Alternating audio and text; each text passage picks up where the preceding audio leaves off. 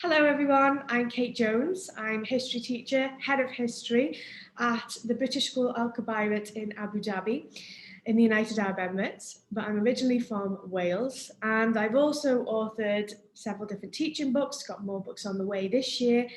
And today for my BrewEd Clee presentation, I will talk about something that I've written a lot about, I'm very interested in, and that is retrieval practice. In the session today, these are some of the things that I will cover and I hope you find useful.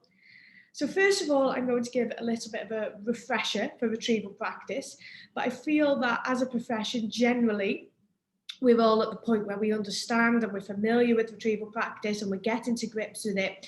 And now it's about taking those next steps of implementing, embedding and reflecting.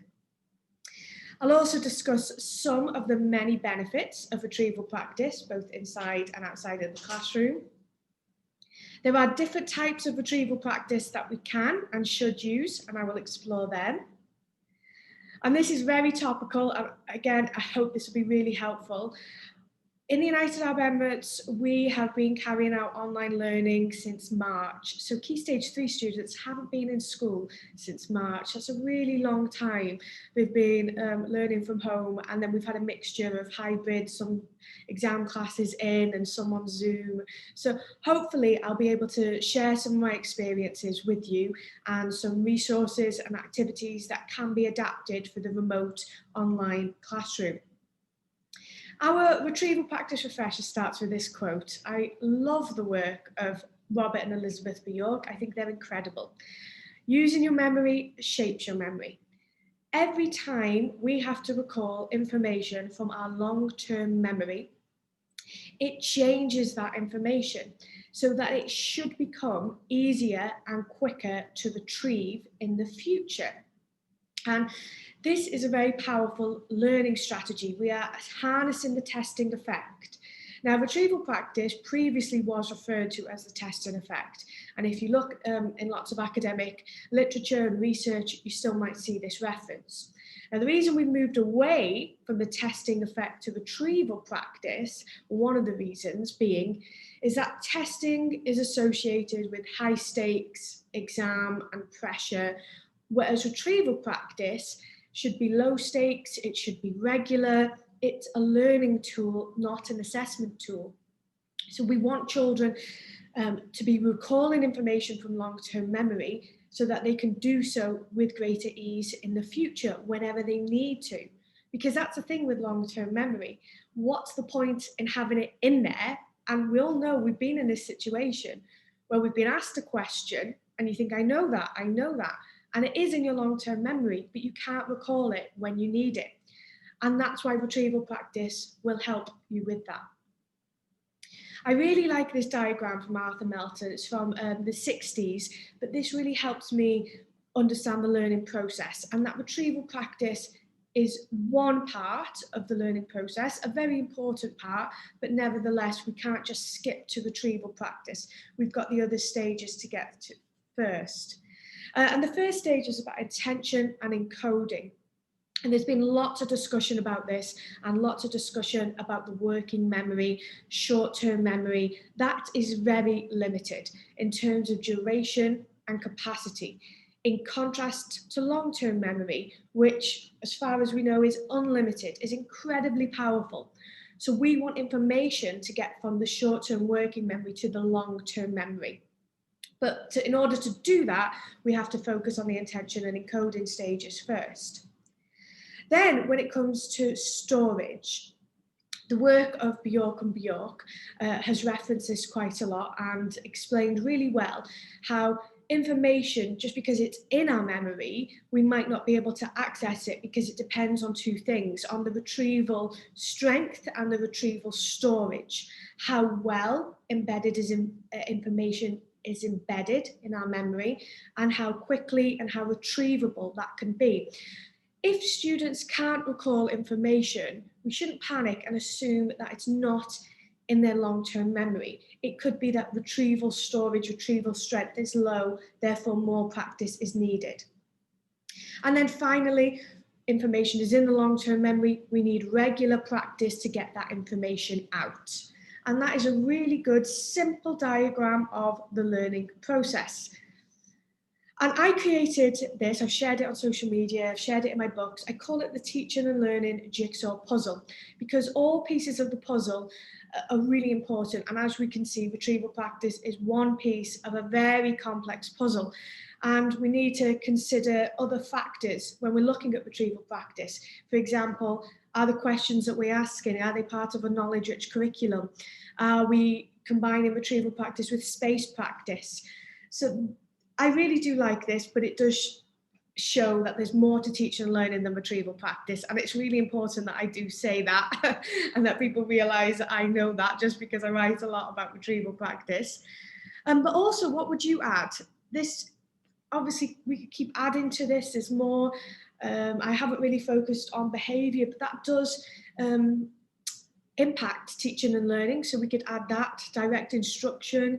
So there's lots more things that we could add. And this also goes to show how difficult teaching is, how as teachers, we have a lot to consider. We have to think about the curriculum. We have to think about delivery and planning and behaviour management, relationships, feedback.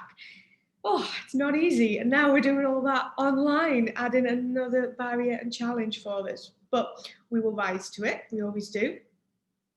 This question, why should we embrace retrieval practice? And this is for teachers. I think a different response would be for students, because they should embrace it too. And the first point is that the evidence is absolutely overwhelming. There's so much research out there that says this is an effective strategy. The work of Professor Dunlosky and his colleagues basically rated retrieval practice and space practice as the two most effective teaching and learning strategies. Why would we ignore this wealth of research and information that is there to help and guide us? But there's another reason why we should embrace it. This is probably the main reason why I have. And this is teacher experience. And from using regular retrieval practice in my own classroom, this has increased my confidence as a teacher, my students' confidence, because they can see that they are recalling information with greater ease. It's had an impact on improving results and outcomes. I thoroughly enjoy embedding retrieval practice into my classroom strategies.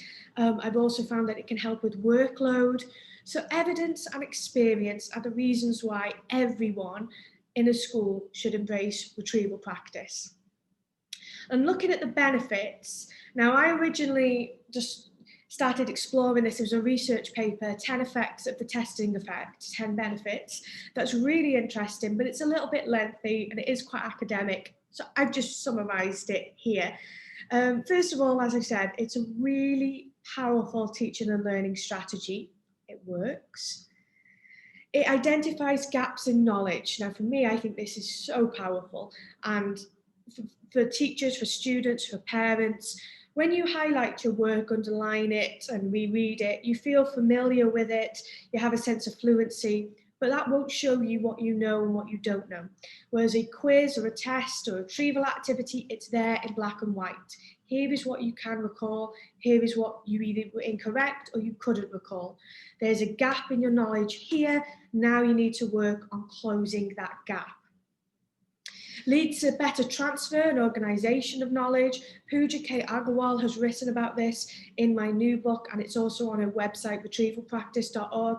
And transfer is the ultimate holy grail of teaching and learning, that students can apply knowledge in different scenarios, different settings and different contexts. It's not about retrieval practice, it's not about regurgitating isolated trivia. It is all connected to the bigger picture of the curriculum. And also, if we use regular retrieval practice in our lessons and the students come to expect this, it's part of our classroom routine, they're more likely to use this at home, and it's more likely that they will carry out self-studying using effective strategies, which is really what we want. We want to create independent, lifelong learners, and we want students to take this strategy beyond school, to university, throughout their life, because we should never ever stop learning, and retrieval practice can help us with that. In terms of the benefits, and I know Patrice Bain is presenting at BrewEd Clee, and this is where I got the idea of the teaching triangle in terms of teachers, students and parents. But before we get to that, in a school environment, everyone needs to know about the benefits of retrieval practice. Teachers obviously should have an awareness of the cognitive psychology, the benefits, the impact, the strategies. This should be supported by middle leaders who are leading by example, sharing research, sharing good strategies, but also it has to come from the top. Retrieval practice should be a teaching and learning priority, and the senior leadership team should be aware of this, should be promoting it, should be encouraging it. Actually, what I would add to that triangle would be support staff as well. Any support staff who work with students with learning difficulties, they really should be informed as to the benefits of retrieval practice too. Now, the teacher triangle that Patrice Bain shares is about sharing the benefits of retrieval practice with the wider community, that all staff within the school know about the benefits and have embraced it, but students do and parents as well. And I think quite a lot of schools are at the point where teachers are all on board. Getting students on board can be difficult. Some schools are there, some students are more willing to embrace it than others. But then the next steps could be about the parents and getting them involved in this process. In terms of the different types of retrieval practice in the classroom, I often get asked this: which type of retrieval practice should I use? And my answer is always vary the diet. And this is what Tom Sherrington says as well, vary the retrieval diet. Don't just limit yourself to one type of retrieval practice, because there's pros and cons to each of them. And we need to use a range of these strategies. And I'll explain why now. The first strategy that we can use, which is probably most commonly used, is recognition, identifying and selecting the correct answer with multiple choice questions. A really popular form of retrieval practice, but again, lots of pros and cons. The cons can be that they're not always that challenging. There is options for power of elimination, guesswork. Did students really recall it? Was it an educated guess, a lucky guess? Multiple choice questions can be quite difficult to design. Not so much the questions, but more so the options, the distractors. And I've seen lots of multiple choice questions online that I don't think are challenging enough. However, that being said, there are lots of benefits. We can provide retrieval success, we can look for misconceptions, misunderstandings. It's a workload-friendly strategy. It can provide instant feedback and identify gaps in knowledge. I am an advocate for using multiple choice questions, but I try not to rely on them, certainly not every lesson. Cued recall is retrieval practice with some support. Research says that younger students will need some support and guidance. And Jared Cooney-Horvath, he is an author, he's an academic researcher, a teacher. He suggests using this in perhaps the early stages when confidence might be a little bit low, shall we say, in the first time you're doing a retrieval practice activity, or there's been quite a big gap and you're revisiting something, then it might be a good idea to use prompts. And I've got a strategy that you can use that I will share with you today. Then we have free recall. This is the most challenging, but it is the most effective. It requires the most effort. There's no support, there's no help. We need to vary this. We need to allow students opportunities for retrieval success with multiple choice questions, but then really, really challenge them with free recall. And free recall tasks might tend to lend themselves more to exam style questions and opportunities for elaboration. And also retrieval can be verbal or written. We probably do tend to focus more on written, but with online learning, we can still use Google Docs and Word and online platforms. And then you can use things such as Flipgrid for recording verbal answers. In a lesson, we probably have lots of opportunities for verbal retrieval. Now, one of the reasons why we should encourage verbal retrieval practice is that some students who may struggle when carrying out a written recall activity, it could be that they are struggling to articulate and communicate their answer through writing.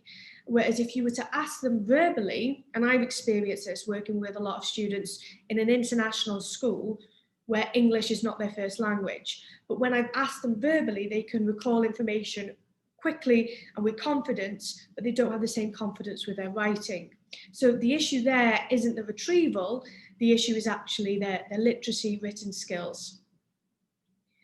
Now I'm going to share some retrieval practice strategies that can be used in a remote teaching and learning environment, which will combine multiple choice, cued recall, free recall, so we can really reap all of the benefits of this strategy. And first of all, we have the picture prompt, and I've been doing this as a Google Doc. It's really quite easy to do, but if you go on the nounproject.com, there's a wealth of icons out there. And instead of write down everything you know about this topic, I would say write down how this icon links to the topic.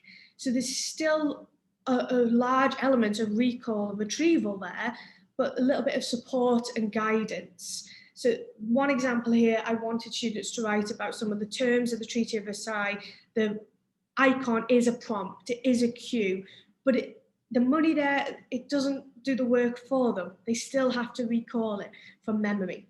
I really like using this activity. I find it very low effort for me to create. It won't take me too long to create. Noun Project has so many different icons, and actually the quality of answers tend to be very good, both in how much they're able to write and also the content. So I would recommend that strategy. Now this is similar, but instead of having icons, it's having vocabulary prompts. Answer a question and aim to include all these key terms in the answer. And the bronze should basically be words that everyone can include in their answer. This was about Treaty of Versailles. One of the terms is Versailles. So where everyone is having some level of retrieval success and boosting their confidence.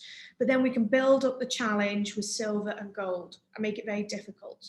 So if you don't know what the League of Nations has got to do with the Treaty of Versailles, you won't be able to include that in your answer. But what I really like about this is that this does provide challenge for all. I'm not saying you're the bronze table, you're the silver, you're the gold. Every single person in the class has access to this.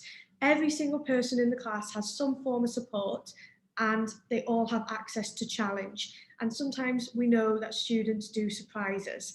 So challenge for all, desirable difficulties are absolutely key with retrieval tasks. Then, as I said, free recall, brain dump, this is really easy for the teacher. Write down everything you know about this topic. And this was on a Google Doc, and what I did was I just skimmed through their answers when they turned their answers in on a Google Doc. And it was just really interesting to see what students can recall, and there's no support there at all. This is from a really good example from a Year 10 student, but having said that, this was quite fresh. We had done this quite recently, whereas Year 11, who hadn't done this for a year, they really struggled with this. So it all depends on timing and context and lots of other factors. Now, Cops and Robbers is an activity that I used to love pre-COVID. Write down everything you know, like a brain dump in one column, then walk around the class and find out information from others that you didn't include. Maybe things that you forgot, you didn't have time to include, and you would essentially rob that information. We can't do that now. However, I found a way we can do that, and I teach lessons on Zoom. So we go into breakout rooms, and students will have, and I can pop into breakout rooms and I hear the conversations and they talk about what they've included. And if they hear somebody talk about something that they didn't include, they can add it to that column. So I think that's what it's about with remote teaching and learning. It is a challenge.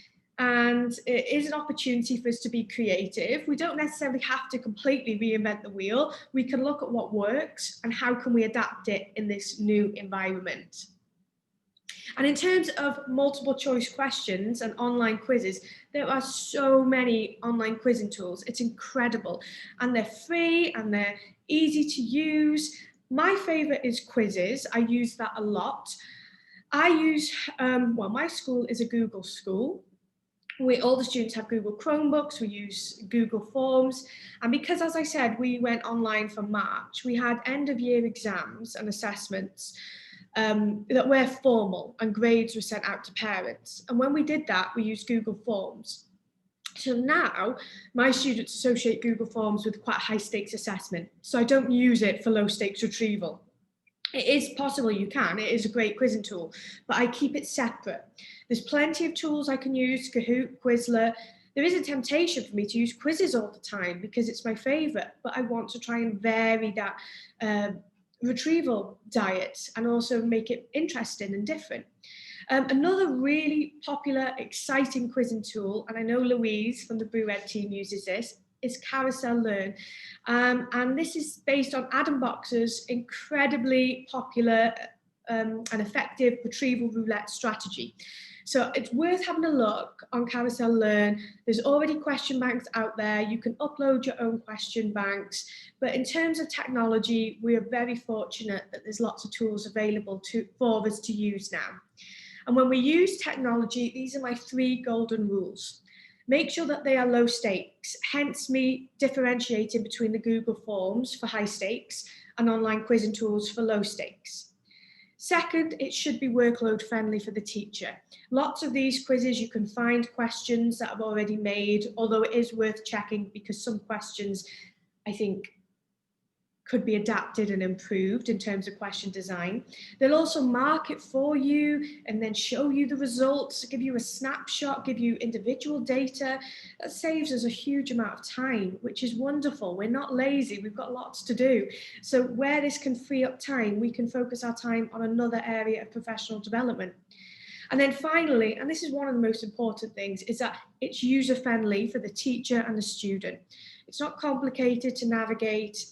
Even if the first time you use it, maybe you need 10 minutes to explain, probably not even that long, but then students will quickly grasp it. And then that will free up their working memory so they can just focus on the questions and the recall. So further recommended reading, if you're interested in retrieval practice, there's so many books on cognitive psychology now. I think it's fantastic.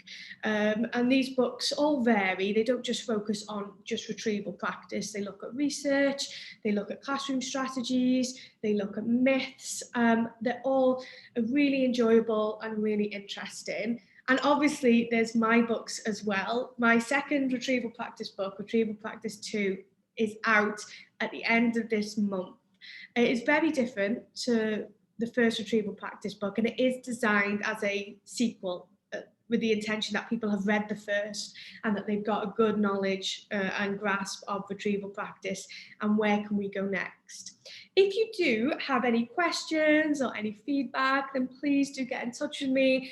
I'm very active on social media, Twitter, Instagram, I use LinkedIn, and I've also blogged a lot about retrieval practice. And not only have I blogged, I've created a page which has links to lots of other works about retrieval practice, which I hope you'll find very useful.